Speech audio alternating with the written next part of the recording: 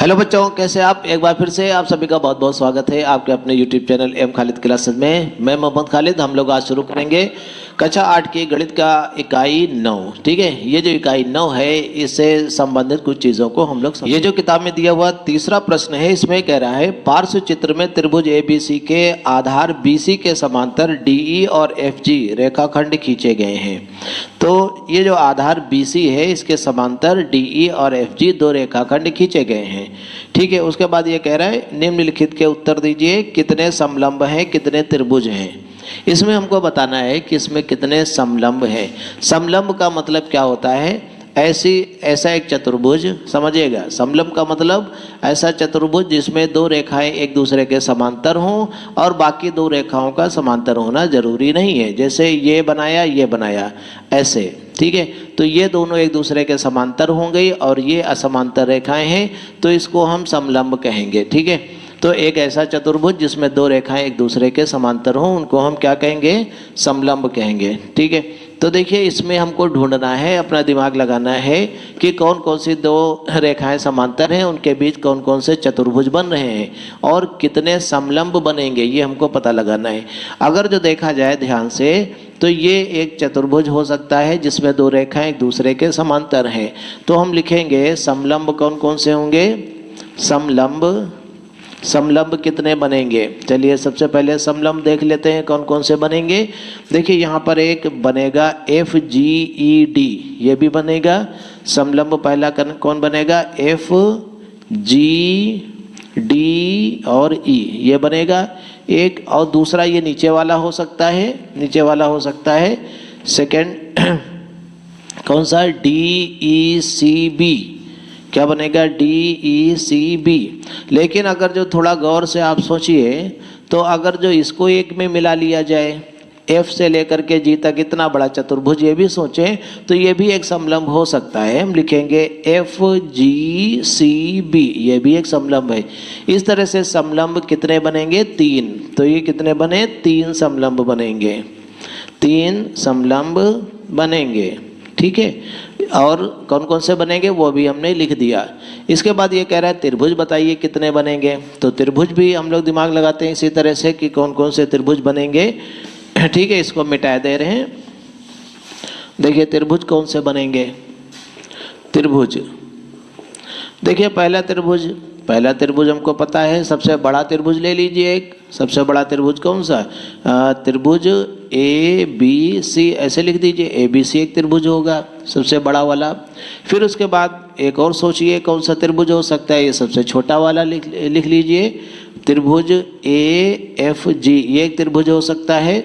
उसके बाद थोड़ा और अगर जो दिमाग लगाएंगे आप सोचेंगे तो ADE, ये भी एक त्रिभुज हो सकता है।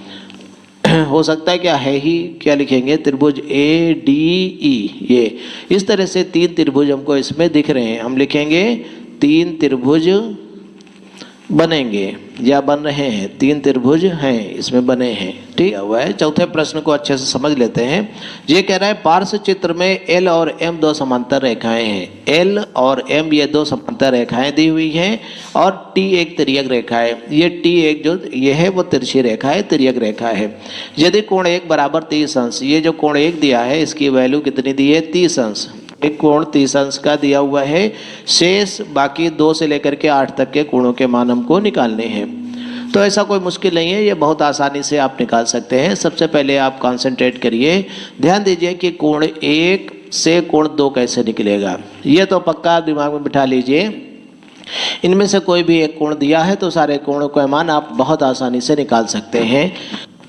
बस आपको वो जो हमने पिछला आपको पढ़ाया था वो आपको मालूम होना चाहिए। देखिए जो कोण 1 है और ये कोण 2 है, इन दोनों का जोड़ कितना होगा जरा समझते हैं। सबसे पहले कोण 2 हम निकालने की कोशिश करते हैं। कोण 1 और कोण 2 इन दोनों का जोड़ कितना होना चाहिए? कोण 1 प्लस कोण 2 बराबर होना चाहिए 180 अंश। क्यों 180 अंश होना चाहिए? क्योंकि ये एक सीधी रेखा है, सीधी लाइन है और 1 और 2 दोनों मिल करके ऋजु कोण बना रहे हैं, 180 अंश का कोण बना रहे हैं। तो जब कोण 1 30 अंश है, हमने लिख दिया 30 अंश प्लस कोण 2 हमको नहीं पता कितना है, बराबर 180 ठीक है। तो कोण 2 बराबर इस 30 अंश को उधर पक्षांतर कर दीजिए, 180 अंश माइनस 30 अंश, तो कोण 2 आ गया 150 अंश। ठीक है, हमको कोण 2 पता चल गया कि 150 अंश का होगा। उसके बाद इसी तरह से हम कोण 3 भी निकाल सकते हैं। कोण 3 और कोण 1 देखिए शीर्षाभिमुख कोण है, इसलिए कोण 3 बराबर किसके होगा, कोण 1 के। क्यों बराबर होगा, शीर्षाभिमुख या सम्मुख कोण होंगे ये, शीर्षाभिमुख कोण या इसको क्या कहेंगे, सम्मुख कोण कहेंगे। तो देखिए कोण 1 की वैल्यू है 30 अंश, इसलिए कोण 3 होगा 30 अंश। ये हमारा उत्तर हो गया। 2 कोण निकल आए। ठीक है, कोण 3। कोण 4 अगर जो देखा जाए तो 4 2 के शीर्षाभिमुख कोण है। कोण 4 किसका है, कोण 2 का शीर्षाभिमुख कोण है। हम लिख सकते हैं कोण 4 बराबर किसके, कोण 2 के। क्यों बराबर है, सम्मुख कोण या शीर्षाभिमुख कोण है, दोनों एक ही नाम है, सम्मुख कोण भी कह सकते हैं इसको। और कोण 2 हम निकाल चुके हैं, कितना निकाल चुके हैं, 150 अंश, तो इसलिए कोण 4 भी 150 अंश हो गया। ठीक है, अब जरा देखते हैं कोण 5 हमको कैसे पता चलेगा, दिमाग लगाते हैं कोण 5 के बारे में। इसको आप कॉपी पे अच्छे से नोट कर लीजिएगा। कोण 5 कैसे पता चलेगा, देखिए कोण 5 मालूम करने के लिए ध्यान दीजिए, कोण 1 और कोण 5 आपस में बराबर होंगे। क्यों बराबर होंगे, जरा सोचिएगा। कोण 1 बराबर होगा कोण 5 के, या इसे लिख दें कोण 5 बराबर कोण 1 के। क्यों बराबर होगा, क्योंकि ये होते हैं संगत कोण। इनको क्या कहते हैं हम, संगत कोण। इसको अभी बताया था, वीडियो में बताया था शुरुआत में। अच्छा, कोण 5 बराबर किसके, कोण 1 के। तो कोण 1 कितना है, 30 अंश, इसलिए कोण 5 भी होगा 30 अंश का। ये साल हो गया। कोण 6 कैसे निकलेगा, समझिएगा। कोण 6 निकालने के बहुत सारे तरीके हैं।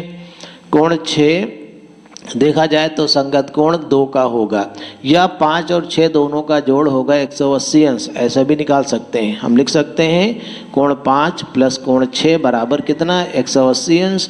तो कोण 5 की वैल्यू है 30 अंश, इसलिए कोण 6 हम आसानी से ज्ञात कर सकते हैं। कोण 6 बराबर 180 अंश माइनस 30 अंश, इसको पक्षांतर कर दीजिए, कोण 6 बराबर आ गया 150 अंश। ठीक है, तो कोण 6 की भी वैल्यू हमको पता चल गई।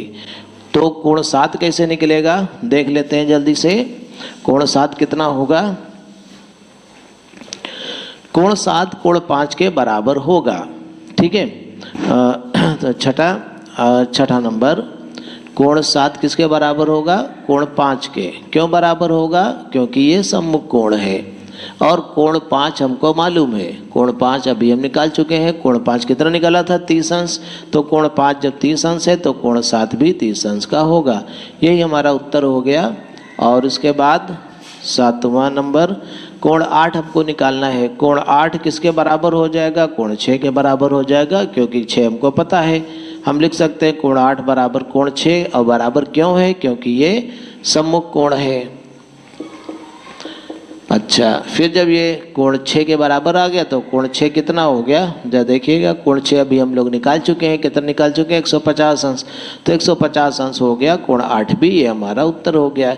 इस तरह से सारे कोण हमको पता चल। इस प्रकार का जो प्रश्न नंबर 5 दिया हुआ है, इसमें कह रहा है पार्श्व चित्र में त्रिभुज ABC एक त्रिभुज है। ये जो ABC दिया हुआ है ये एक त्रिभुज है। ठीक है, पार्श्व चित्र में ABC एक त्रिभुज है, ऐसे लिखा हुआ है A, B और C। ठीक है, तो ये आकृति एक त्रिभुज है। ठीक है, पढ़ लिया हमने, ABC एक त्रिभुज है तथा BD भुजा AC के समांतर है। ये जो भुजा BD है ये भुजा AC के समांतर है। ठीक है, ये भी पढ़ लिया, AC के समांतर है। कोण ACB बराबर 30 अंश है। कोण ACB ये वाला कोण ये दिया हुआ है 30 अंश का है। ठीक है, ये भी देख लिया। तथा कोण ABD ये 28 अंश है। ABD ये वाला 28 अंश का दिया हुआ है। ठीक है, अब हमको निकालने हैं कोण ABC, कोण DB के और कोण BAC के मान ज्ञात कीजिए। ठीक है, हमें 3 कोणों के मान निकालने हैं। देखिए, सबसे पहले हमें ध्यान देना है, कोण ABC हमको निकालना है। ABC कहाँ है, ABC ये वाला कोण हमको पता लगाना है किसी तरीके से। अच्छा, और हमको कौन सा कोण पता लगाना है, DBK, DB और K ये वाला। हमको ये वाला कोण भी पता लगाना है कि कितना होगा। इसके अलावा आपको पता लगाना है कोण BAC, कोण BAC, ये वाला भी कोण पता लगाना है हमें। 3 कोण हमको मालूम करने हैं कि कौन कौन से होंगे। अच्छा, अब देखिए ज़रा थोड़ा सा कंसंट्रेट हो जाइए, ध्यान लगाइए। देखिए, ध्यान दीजिए, ये DB और AC ये 2 समांतर रेखाएं हैं और AB तिर्यक रेखा का काम करेगी यहाँ पे। देखिए, समझिएगा कौन कौन सी रेखाएं समांतर हैं, AC और DB। देखिए, हम लिखेंगे चूंकि AC समांतर किसके होगा, DB के। AC रेखा DB के समांतर है और AB तिर्यक रेखा है, तथा AB कैसी रेखा है, AB तिर्यक रेखा है। और जब AB तिर्यक रेखा है तो हम क्या लिख सकते हैं, तब ये वाला कोण इस कोण के बराबर होगा। क्यों बराबर होगा बताइए? तब ये कोण BAC बराबर किसके होगा, कोण ABD के बराबर होगा, कोण ABD के। क्यों बराबर होगा? इन कोणों को क्या कहते हैं, इनको हम कहते हैं एकांतर कोण। क्या कहेंगे, एकांतर कोण। ठीक है, पिछला वीडियो आपको याद होगा, इनको क्या कहेंगे, एकांतर कोण। जैसे ये 2 ऐसे रेखाएं होती हैं, समांतर रेखाएं होती हैं, अगर जो ये एक तिर्यक रेखा हो, मान लो ऐसे है, तो ये वाला कोण इस कोण के बराबर होगा। ठीक है, इनको हम कहते हैं एकांतर कोण। ठीक है, आपको पता होगा। उसी आधार पर इसको भी लिख दिया। ये जो कोण ABD है ये दिया हुआ है 28 अंश, तो ये हो गया 28 अंश। तो जब 28 अंश ये भी है तो कोण BAC भी 28 अंश होगा। हमने लिख दिया कोण BAC बराबर 28 अंश। चलिए, एक पहला साल हुआ, ये वाला साल हो गया, सॉरी ये नहीं, ये वाला साल हो गया। अब देखिए, हमको कोई दूसरा कोण भी निकालना है। कौन सा? कोण DBK, ये वाला भी हमको मालूम करना है। ठीक है, लेकिन चलिए इसको बाद में मालूम कर लेंगे। ये आ गया 28 अंश, हमने इसमें भी लिख दिया 28 अंश। अब देखिए, इस त्रिभुज को गौर से देखिए, AB और C को, इस त्रिभुज ABC को हमें इसके 2 कोण अब मालूम है, तो ये तीसरा कोण ये वाला बहुत आसानी से हम निकाल सकते हैं। हम लिख सकते हैं त्रिभुज ABC में, चलिए इसको फर्स्ट नंबर डाल देते हैं और इसको सेकेंड नंबर डाल देते हैं। हम क्या लिख देंगे, त्रिभुज ABC में, कौन से त्रिभुज में, त्रिभुज ABC में तीनों कोणों का जोड़ 180 अंश होता है। हम लिखेंगे कोण कौन सा, कोण ACB प्लस कोण CAB प्लस कोण CAB और प्लस कोण ABC प्लस कोण ABC, तीनों का जोड़ कितना होना चाहिए, 180 अंश होना चाहिए। ठीक है, कोण ACB हमको मालूम है 30 अंश का, प्लस कोण CAB ये भी हमको पता है कितना, 28 अंश का। ठीक है, और बाकी बचा कोण ABC, ये भी पता चल जाएगा, ABC बराबर 180 अंश। तो इन दोनों को जोड़ दीजिए, तो 30 अंश और 28 अंश कितना हो गया, 58 अंश। 58 अंश प्लस कोण ABC बराबर 180 अंश, तो कोण ABC कितना हो गया, कोण ABC बराबर हो गया 180 अंश माइनस 58 अंश। ठीक है, तो 180 में से 58 घट गया, कितना बचा, 2 बचा, और हासिल लीजिए, और यहाँ पे 7 में से 5 गया, 2 बचा, ये बचा 122 अंश। ये जो कोण ABC आएगा ये 122 अंश का आ गया। ठीक है, तो यहाँ पर हम लिख देंगे कोण ABC 122 अंश का, ये वाला 122 अंश। ठीक, अब देखिए, अब हम एक कोण और रह गया निकालना, ये कोण ABC भी हमको पता चल गया, कोण DBK, ये वाला DBK, ये वाला निकालना रह गया। अगर जो हम बहुत ध्यान से देखें, देखिएगा ज़रा समझिएगा, बहुत ध्यान से देखने पर हमको पता चलता है कि ये 1 2 3 ये तीनों कोण एक सीधी रेखा पर स्थित है, इसलिए इन तीनों का योग 180 अंश होना चाहिए। ठीक है, तो 180 अंश वाला तरीका अपना करके भी हम इसको आसानी से सॉल्व कर सकते हैं। तो थर्ड नंबर इसको डाल देते हैं, हम क्या लिख देंगे बताओ, यहाँ पे देखिए कौन सा कोण ABC, कोण ABC प्लस कोण ABD प्लस कोण ABD प्लस कोण DBK प्लस कोण DBK बराबर कितना होना चाहिए, 180 अंश होना चाहिए, क्योंकि एक लाइन पर स्थित है। ठीक है, अच्छा, तो ये वाला कितना हो गया, ABC कितना हो गया, 122 अंश, 122 अंश। ठीक है, सॉरी 122 अंश प्लस कोण ए बी डी कितना हो गया, ए बी डी ये 28 अंश दिया हुआ है, और प्लस कोण डी बी के ये हमको निकालना है, कोण डी बी के ये हमको मालूम करना है, बराबर 180 अंश लिख दिया हमने। 122 अंश और 28 अंश जोड़ दीजिए, कितना हो जाएगा देखिए 150 अंश हो जाएगा। इसको हमने लिख दिया 150 अंश प्लस कोण डी बी के बराबर कितना 180 अंश। तो कोण डी बी के कितना आ जाएगा, डी बी के बराबर 180 अंश माइनस 150 अंश। तो कोण डी बी के ये आ गया कितना 30 अंश का, ये हमारा आंसर हो गया। ठीक है, तो इस प्रकार से तीनों कोण ज्ञात हो। इसके बाद देखते हैं किताब में दिया हुआ छठा प्रश्न। ये कह रहा है पार्श्व चित्र में आर लंबवत पी के, ये जो आर रेखा है ये किसके लंबवत है, पी के समझिएगा, आर लंबवत किसके होगा, पी के। और उसके बाद देखिए क्या कह रहा है, और आर लंबवत क्यू के, और आर जो है वो लंबवत है किसके, क्यू के। क्यू कौन सी लाइन है, ये वाली, इसके भी लंबवत है। अच्छा, अब कह रहा है कि क्या पी समांतर क्यू है और क्यों है, क्या पी और क्यू एक दूसरे के समांतर हैं और क्यों है, ये भी हमको बताना है। ठीक है, देखिए ये प्रश्न नंबर 6 है। देखिए इसमें कह रहा है कि ये वाली लाइन इस लाइन के लंबवत है, अर्थात ये कोण 90 अंश का है, ये वाली लाइन भी इसके लंबवत है, तो इसका मतलब ये वाला कोण भी 90 अंश का है। अच्छा, हम लोगों ने समांतर रेखाओं से संबंधित एक प्रगुण पढ़ा था, उसमें क्या था कि अगर जो दो रेखाएं दोनों एक तीसरी रेखा के लंबवत है तो वे दोनों रेखाएं आपस में समांतर होंगी। तो उस आधार पर अब ये कह सकते हैं कि ये दोनों रेखाएं आपस में समांतर होंगी। हम क्या लिख सकते हैं एक रेखा के लंबवत खींची गई दो रेखाएं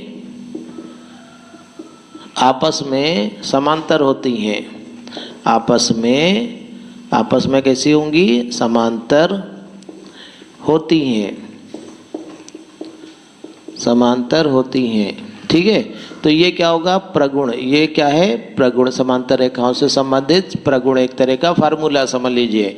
तो एक दूसरे के समांतर होती हैं, तो अतः हम लिख सकते हैं अतः P और Q एक दूसरे के समांतर होंगी। ठीक है, अगर इस तरह से आप प्रूव कर सकते हैं। ठीक है, ये प्रूव्ड हो गया, सिद्ध हो गया। अगर जो आप ऐसे नहीं लिखना चाहें, एक दूसरा तरीका भी है कि ये कोण और ये कोण दोनों जब 90 अंश के हैं और इन दोनों कोणों को हम संगत कोण भी कह सकते हैं। क्या कह सकते हैं, संगत कोण। तो ये दोनों कोण जब संगत कोण हैं तो इसका मतलब ये हुआ कि ये दोनों रेखाएं एक दूसरे के समांतर हैं।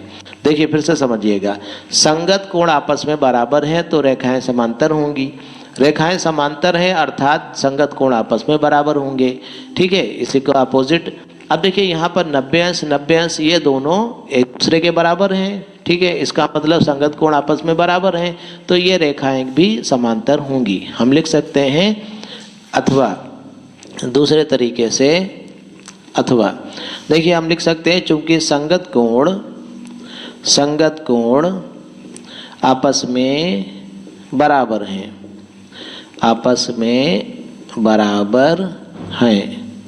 ठीक है, कितने कितने हैं, प्रत्येक 90 अंश के हैं, प्रत्येक 90 अंश। अतः P समांतर Q, अतः P समांतर Q, P और Q आपस में समांतर होंगी। ठीक है, तो ये पहला प्रश्न, ये जो छठा प्रश्न था इसका पहला खंड ये सॉल्व हो गया।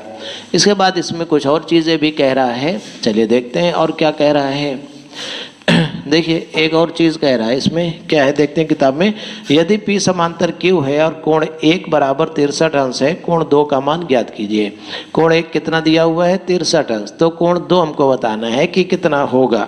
ठीक है, तो देखिए अगर जो P और Q कैसी हैं, समांतर हैं, सेकंड नंबर डाल देते हैं इसको। देखिए चूंकि P समांतर किसके है, Q के, चूंकि P और Q समांतर हैं तो L कैसी रेखा होगी, L एक तिर्यक रेखा होगी, क्योंकि P समांतर Q तथा L एक तिर्यक रेखा है। L कैसी रेखा है, एक तिर्यक रेखा है। तो जब L एक तिर्यक रेखा होगी तो समझिएगा बात को, ये कोण 1 और कोण 2 ये कैसे कोण कहलाएंगे, एक दूसरे के संगत कोण कहलाएंगे। अतः संगत कोण